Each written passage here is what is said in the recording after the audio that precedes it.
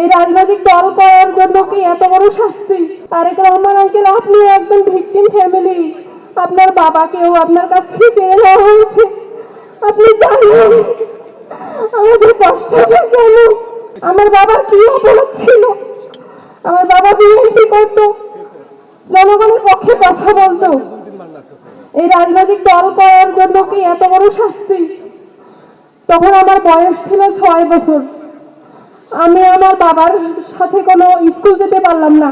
কেন পারলাম না? আমার কি অপরাধ ছিল? আমার বাবার ভালোবাসা ছাড়া কেন আমাকে বড় হতে হলো?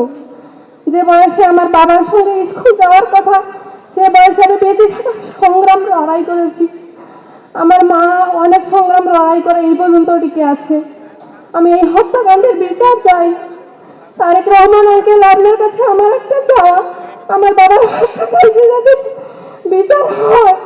আমার বাবা চলে গেছে, কিন্তু আমার বাবার রক্তের দাগ এখনো শুকায়নি।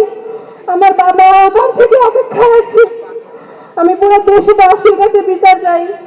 তারেক রহমান আঙ্কেল, আপনি একদম ভিকটিম ফ্যামিলি। আপনার বাবাকেও আপনার কাছ থেকে কেড়ে নেওয়া হয়েছে। আপনি জানেন আমাদের কষ্টটা কেন?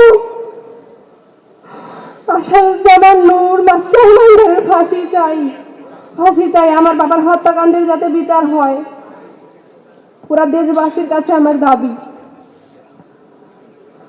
মরহুমা বেগম খালেদা জিয়া ও শহীদ জিয়ার জন্য অনেক দোয়া রইল, আল্লাহ যেন তাদের বেস্ট নসিব করে।